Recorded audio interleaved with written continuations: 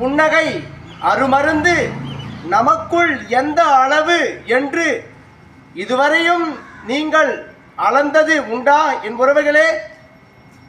இறுக்கங்களாக நாட்களை கழிக்கும் பழக்கம்தான் இங்கு அதிகரித்து கொண்டிருக்கின்றது. புன்னகை என்றொன்றை நமக்குள் இருக்கும் மறுமருந்தாக எண்ணி யாவரிடத்திலும் ஒரு நகைப்பு தன்மையோடு பேசுதலும் இங்கு மாற்றங்களை ஏற்றிக்கொண்டது. எதற்கென்று தெரியவில்லை. பரபரப்புக்கு தான் இந்த உலகில் பஞ்சமில்லை. ஏன் இந்த பரபரப்பு என்று யாருக்கும் சரியாக புரிவதில்லை. நமக்குள் தான் இருக்கின்றது அனைத்து மருத்துவமும் மகத்துவமும்.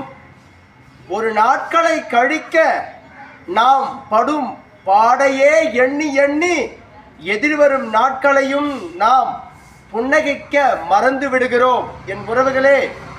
நாட்கள் நகரும் அதன் போக்கில் என்று இல்லாமல் நம் வசத்தில் அது செல்லும் விதத்தை உருவாக்கி கொண்டு கிடைக்கும் நேரங்களில் சிறிதேனும் புன்னகைத்து வாழ்க்கையில் அடுத்த கட்டத்துக்கு நகர்தலை கொள்ளுங்கள்.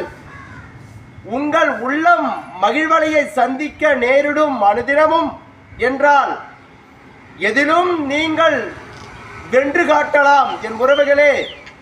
புன்னகை ஒன்றுதான் இந்த உலகில் விலைமதிப்பற்றதாக நமக்குள்ளே இருப்பதை நாம் துளைத்துவிட்டு முகத்தில் சுருக்கங்களை இறுக்கங்களை வைத்துக்கொண்டு அடுத்த நாட்களை இன்றே எண்ணி எண்ணி இறுக்கங்களை மனதுக்குள் வளர்த்து கொண்டு புன்னகை என்றொன்றை மறந்துவிட்டு வாழ்க்கை மீது வழிபோட்டு வாழ்ந்து கொண்டிருக்கின்றோம். இதற்கெல்லாம் ஒரு விடை தேடி இன்று முதலேனும் பரபரப்பை கொஞ்சம் குறைத்து கொண்டு அடுத்த நாட்களுக்கு என்ன என்று பார்த்து கொள்ளலாம். இந்நாளில் மகிழ்ச்சி கூற அடுத்த நாளை உருவாக்கி விடலாம் என்று இந்நாளை சிறப்பூற கையாளும் மன பக்குவத்தை உங்களுக்குள் கொள்ளுங்கள் என் உறவுகளே.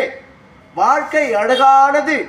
உங்களுக்குள் என்னென்ன சஞ்சலங்கள் இருந்தாலும் அதை சிறு சிறு புன்னகை வழியால் மருந்தாய் மாற்றி வாழ்க்கையை அழகாக தேற்றி அதன் மீது உங்கள் பயணத்தை தொடுக்கும் வண்ணம் செய்து கொள்ளுங்கள்.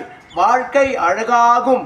அடுத்த நிலைக்கு நீங்கள் முன்னேறி செல்லலாம் ஆரோக்கியத்தோடு என் உறவுகளே.